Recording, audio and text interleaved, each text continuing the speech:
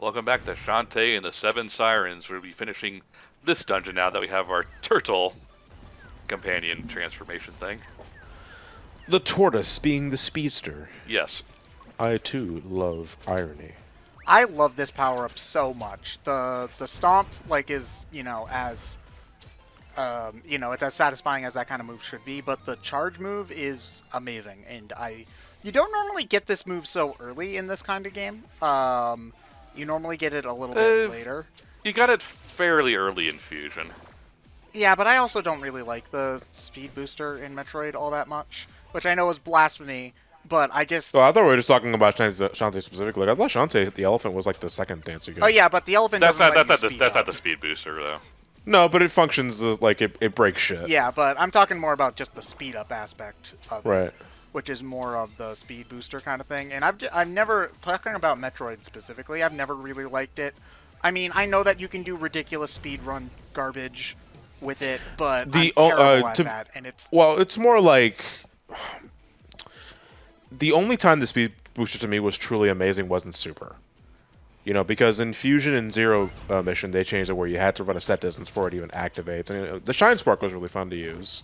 But Super was the only time where it had a lot of variance in what you can do with it. And I think that, to me, is still the best version of it. I've just always and then they knew what... And then they saw what you could do with it, and they're like, nope, we're neffing that shit. No. I mean, there's also... God, what was it?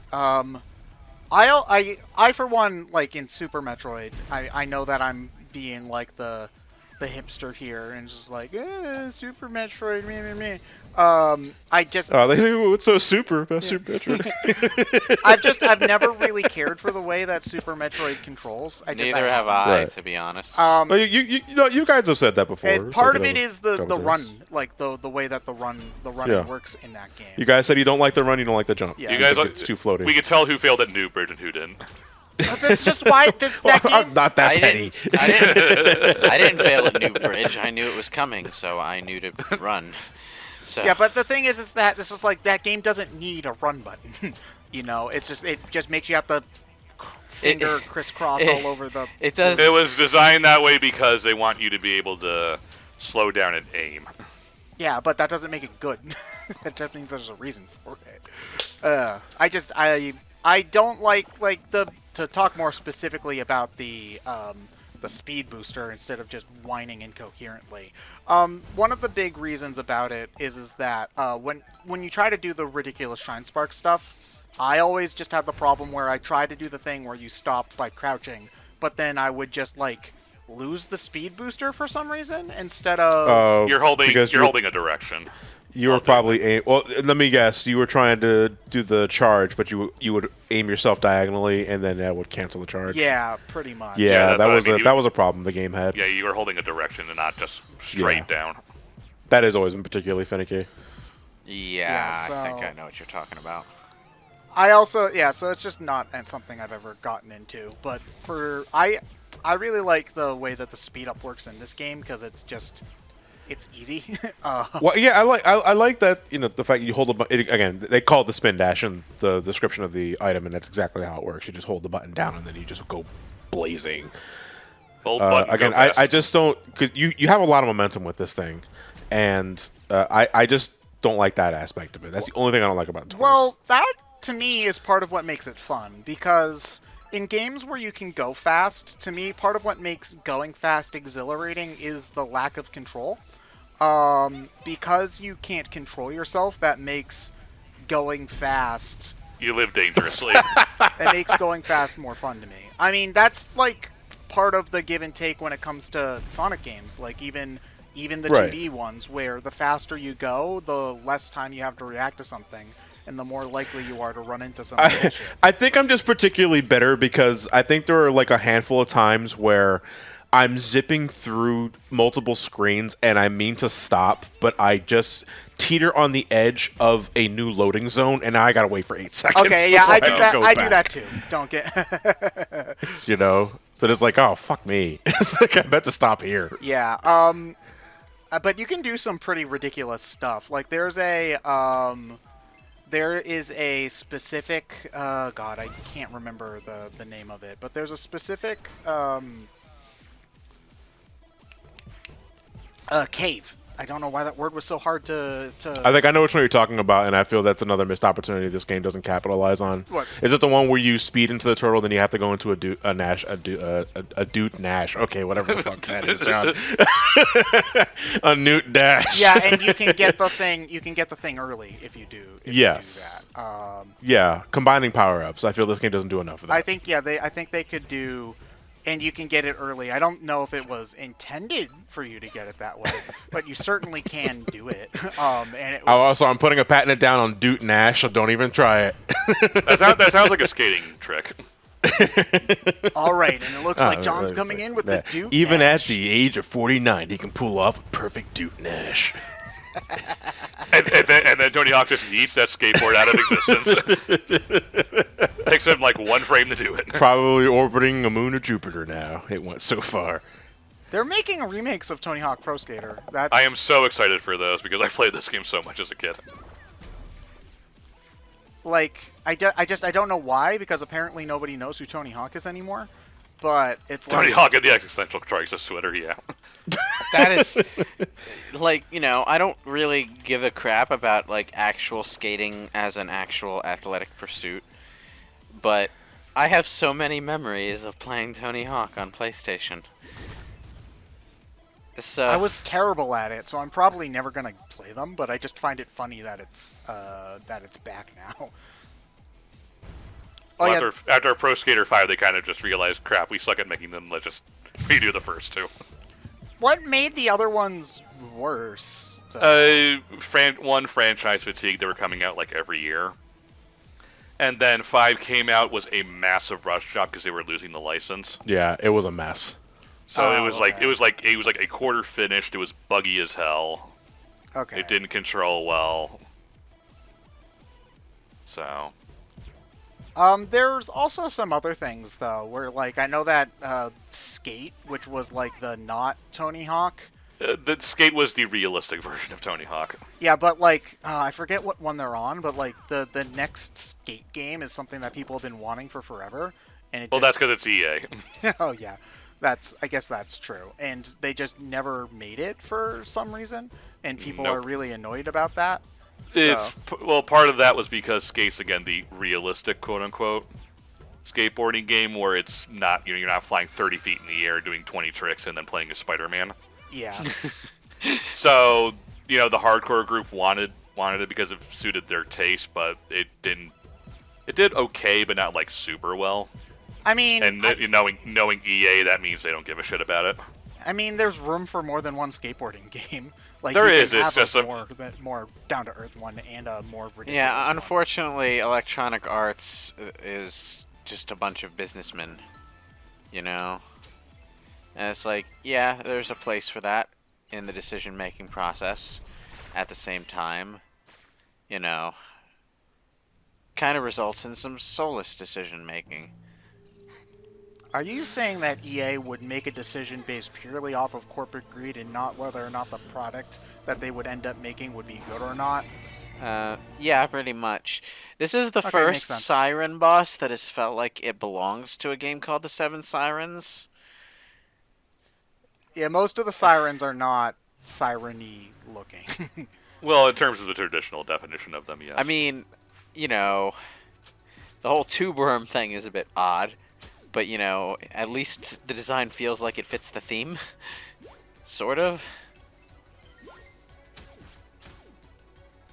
You want to talk the fucking scimitar destroys this boss. Yeah, this is really easy because they only need to be hit once to go back in, I believe. It right? really bothers me how all the bosses take place in like their own self-contained pocket dimensions with no connection to the game that you were playing. It's like, once again, we are in a room with no visible entrances or exits. But it's fine. We teleport out of here after this is done. So I know, it's just weird. Metroidvanias don't usually do this. I mean, no, but I mean- Zelda's do, where the boss room is just a random room at the end. Well, no, That well, doesn't I don't. really I don't mean matter. like a random room at the end. I mean like the room itself is not connected to the rest of the game. Like when you go into a Zelda boss room, you're walking in through a door. The door closes behind you. You can still see that door, and there's a And then you go back through that door to transport yourself to Ganon and beat the game. There's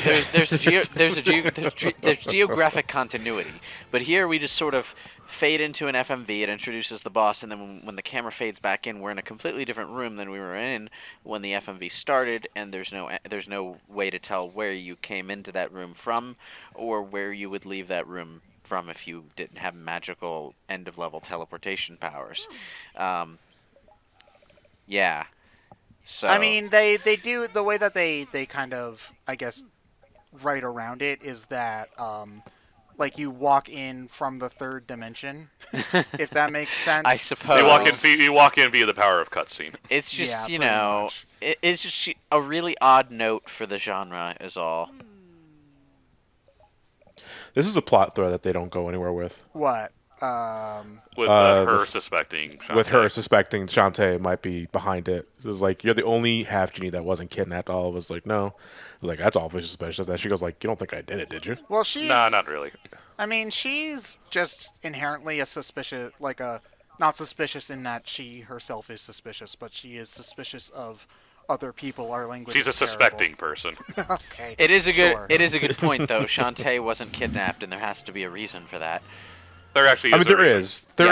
there is. Yeah, but they you get that feeling from her when you talk to her before the whole thing happens, where she's not as overtly friendly. She's a little bit dismissive, Yeah. So it makes But sense. I thought they were going to lead into a little more strain between all the half genies. Yeah, I mean, I think that's part of the problem when you introduce like 8 characters at once, is that none of them manage to be super developed a lot, because none of the new half genies are particularly deep. Like their designs are cute, but I mean, I would like them to come back. So. Well, I mean, yeah. I like Harmony to come back, and maybe Zapple, but that's about it. like Yeah, the other two two could come don't. back. Like they're cute. Like they're cute. Nah, and fun, Plink and but- Vera don't do much for me. Yeah, they're just not super interesting. Is the big thing. They don't add a lot to the story in any major way. I'd say Vera's the most boring of the 4. She's the one from Tree Town, right? Yeah. Yeah, she's the most generic one out of all of them. Correct me if I'm wrong. Is there a subplot that I might have missed in the game story where I think was it the Sirens or the island itself is sapping energy from the half genies? No. There was something like that. That's part of the plot regarding the final boss, not so much the island itself. Right. Because I remember there's one particular thing that I thought was kind of odd that I don't remember if the game follows up on, where Vera says that she feels more tired than usual. And like she can't quite explain No, it. I think that ties into the final boss more than anything. Yeah. Oh, but yeah, it's you're also right. but it's also like she's the only one that has those kind of effects to my knowledge. The other, But they probably should have brought it up a little bit more with the other ones. Yeah. Because it does make sense when you think about like what happened to them, but it's just not brought up a lot. So you kind of just have to. When it's only brought up sporadically or at least one time, it's distracting in a way. I keep thinking it's going to have more significance, and it really doesn't. Yeah, I mean, here's the thing. As somebody who, as the English major of the group who likes best reading- bathhouse girl. I talked to her later. Damn it. But, as somebody who likes to read into things, not having them say it all the time, I think is good, because then it just feels like they're beating you over the head with it.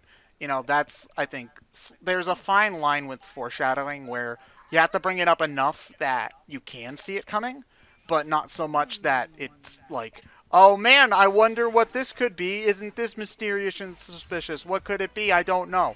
It's a hard balance to make. And I think in this case, they erred on the side of not bringing it up enough so that it feels a little bit, you have to kind of stretch your brain and think about all the different events and be like, okay, now it kind of makes sense versus... Without it making it too much like J.J. Abrams' mystery box. Yeah, and I mean, if this was the J.J. Abrams mystery box, it's the lamest one he's brought up, because it's a really minor plot point to make it to a mystery. But, yeah. Can we stop? Can J.J. put his box down and leave it on the shelf for a couple But it's such a years, nice please? box. He won't let it go because it has the secret compartment of the secret box that lets him see embarrassing photos of the cast at the Christmas party. Did you see John Boy Day? with the with a lampshade on his head. Oh God. MP saver. Game's broken in two.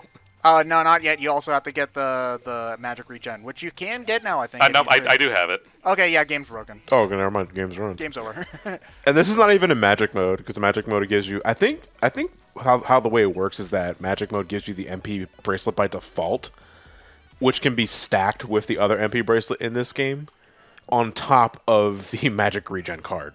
So I want to say, if you get to this point in magic mode, you essentially have infinite magic. Yeah, but you also do take half the damage, twice the You're damage. getting so much food. Which is though, not an so issue who cares? because you get so much food and you still get all those damn heart squids. So Like I can see the game being challenging you to do like a 3-heart magic mode run. magic mode run, yeah. I think you could. I mean, the good thing about that is that if you are going to arbitrarily challenge yourself with this, you can still go for 100% because you just don't ever have to turn in the heart squids, which is something that I appreciate. Sure enough. Because when it comes to challenge modes, like just me being the kind of person who likes to go for completion, it's like, but I need to collect all the stuff. How can I play the game? if I This don't is what collect all the brings you, things? Sky. This is Yeah, Sky once again has notoriously bad taste in men. Sky. I don't get it. Like I mean, ladies in the comments, please tell me why Armor Baron What does Ammo is a Baron hunk. Brothers have that I don't have? A It's just single like- eye. I don't entirely get why Armor Baron is a hunk, but if you could explain it to me, I would be grateful. Is it the whisker mustache? Is that what it is? I can't grow a mustache. I guess I'm screwed. All right. Or not screwed, as the case may be, but I'm Tish. Also, this guy is like a massive asshole. But it's the mature thing to do. He proposed.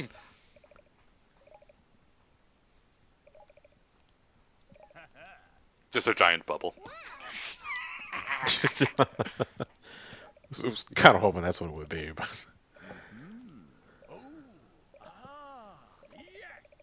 Random voice clips. So does this guy just, get off on dramatic mid-sentence pauses, or Probably. he did? Why did he verbally spell extreme with an X at the beginning? Because it's extreme. This is one of the best gags in the game, though, I think. Do you already have the ore chunks at this point? No, because I have to get the Oh, yeah, Electric you do have dance to get first. the... You do have to get that, yeah. So, what exactly are we supposed to do here? We're supposed to find the 3 things in order to progress the plot. progress the plot, yeah. Bye, it's gonna make us Sky. new battle armor. So you're just gonna hang out over there, huh? Okay. Yeah, pretty much. Well, at least she's pretending to help now. That's an improvement. No, not really. She's just telling us to go get the ore chunks. Yeah, she's just Which is- giving gaga eyes to Armor Baron. That's why I said Yeah. pretending. I don't know. For me, pretending to help is worse than not helping at all. Because you want to know who's worse? The worst person in school was the guy who, when you were doing the group project, didn't do a goddamn thing. And Now you see, to me, pretending to help is one thing. Pretending to give a shit is another. I mean, both suck. Don't do it. One's worse. I think pretending to give a shit is way worse. I mean, but if I acknowledge that that is indeed worse, then every half-hearted and depressed attendance from my parents at all my school plays will be even more depressing. It's time for a wake-up call, Ted. I know.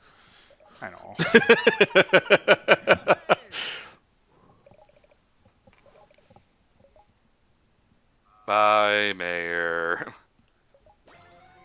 Buttered toast. What a random fucking thing. What? I mean, that's not out Just, of the realm. after a story cutscene, you just find some toast. Get some toast. I'd give it to Bolo.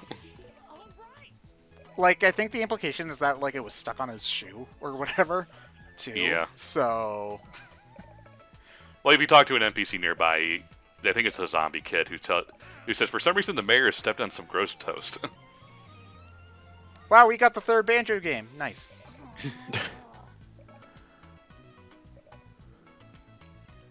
Ah, nuts. Do you guys get it? I said, Yes. ah, nuts. Like nuts and bolts versus like normal sand. Yeah, I get it. You can stop now. Okay. Do you do the do you do the mission where you the minigame and get the heart squid from it or no? But the dancing? Yeah. No.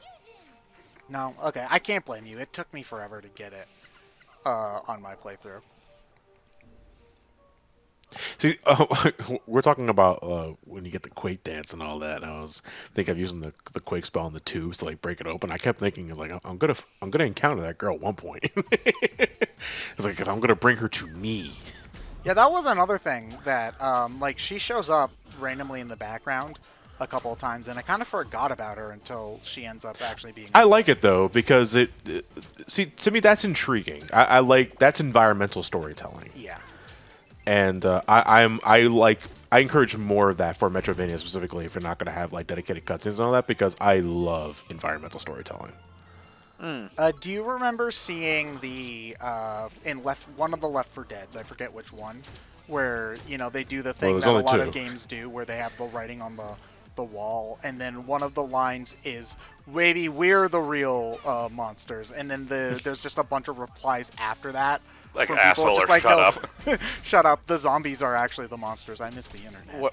Wait, what music? What are you thinking? Yes. Genghis Khan. I too thought of Moscow. I thought And I thought of Rasputin. Moscow and Rasputin. Yes. This freaking meme is older than we are. Yeah, it must be because Oh, no, I've we're never just- seen it before. That's like a 2008 you never heard of? meme. But it's actually a really good song. It Like, is I a like it really good unironically. song. Yeah. Yeah, I love it unironically. And Rasputin. I never liked Rasputin as much as Moscow, so I never. No, I like Moscow more, but I like Rasputin too. It's just you want to know what other meme song I unironically really enjoy is the Eurovision sax guy meme Oh yeah, song. Epic Sax Oh, guy. Epic Sax guy. Yeah, like Yeah. bang, bang, bang, bang. You know, it's really annoying when they keep popping up like that. I can't see the chess.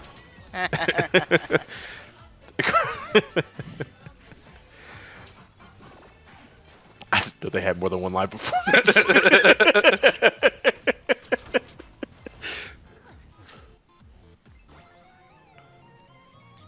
Nugget.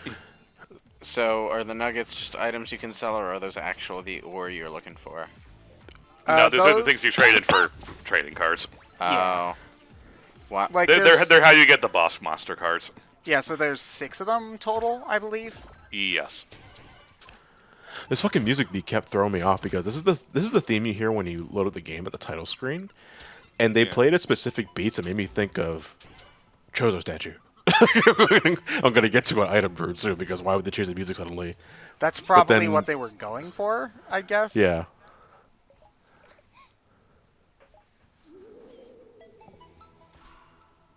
It's a ghost. Oh yeah, the ghost Or granny. Ghost Granny. Or maybe it's the snake talking coming out of her skull. Well, no, the snake's a ghost too. So did she always just have it there? I hope not. That's not a safe way to live. I mean, she's already dead though. It's not a safe way to die. I mean, she's a ghost and she still doesn't have any eyes. So did she not have any when she was alive? Yeah, no. She was born a skeleton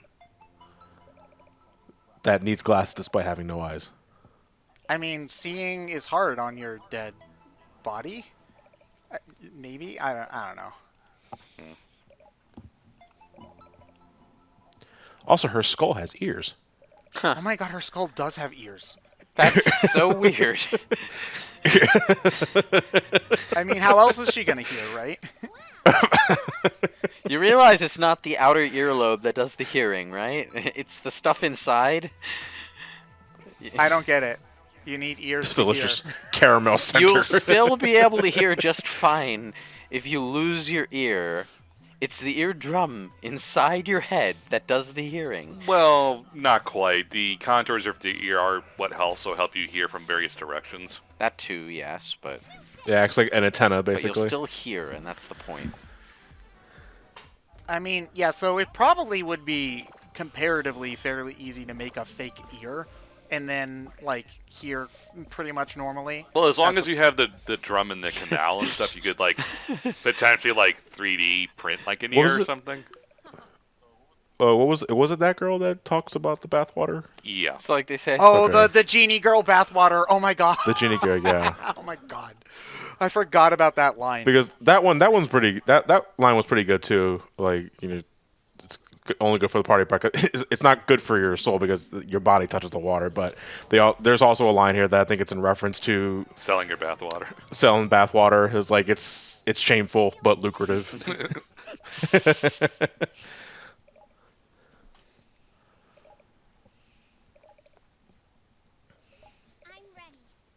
Yeah, we have our electric power up. Yeah, so this is the first one that kind of works like a screen nuke.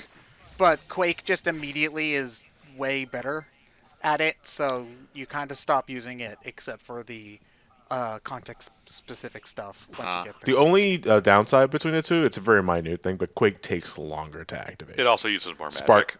Yeah, Spark is faster too. That's Yeah, true, so but it's, there's at least a little bit of a trade-off, but it is what yeah, it but is. it's like 10 power weaker, so it's just not as worth it most Yeah. of the time. Yeah. Yeah, so we will see you all in the next part of Shantae and the Seven Sirens.